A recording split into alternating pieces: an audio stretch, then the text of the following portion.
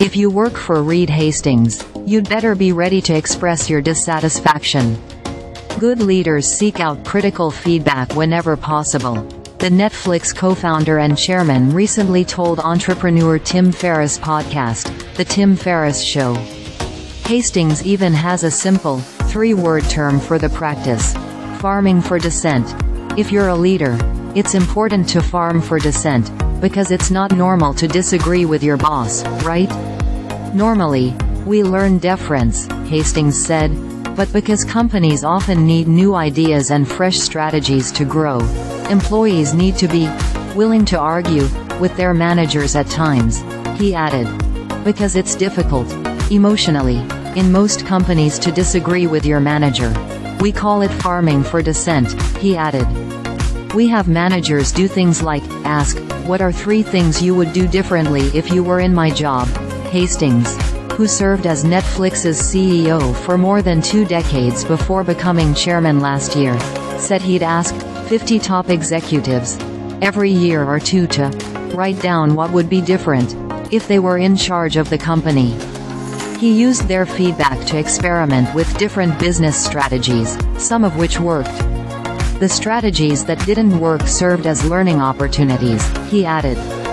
Hastings was inspired to seek critical feedback in the wake of one of Netflix's biggest debacles, he said.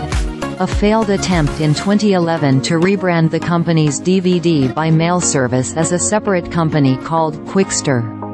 Customers revolted at the idea of breaking up the company. Netflix's stock dropped. Hastings publicly apologized and reversed the decision.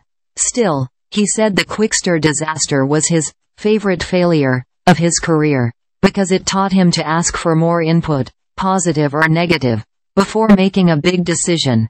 We didn't do much farming for dissent in those days, said Hastings. I was messianic, convinced this is the right move. And it turned out that lots of people had severe doubts, but they didn't know the other executives had doubts. Hastings instituted a process where he'd ask dozens of Netflix executives and managers for their honest feedback on any big decisions the company had in the works. He said, "We make everyone submit a rating, 10 to -10, whether they think it's a smart idea," Hastings said. If we had done that at the time, with Qwickster, we would have seen tons of -7, -6, -8, and that would have been shocking. Doing so was a very positive step that helped Netflix make stronger decisions going forward, he added.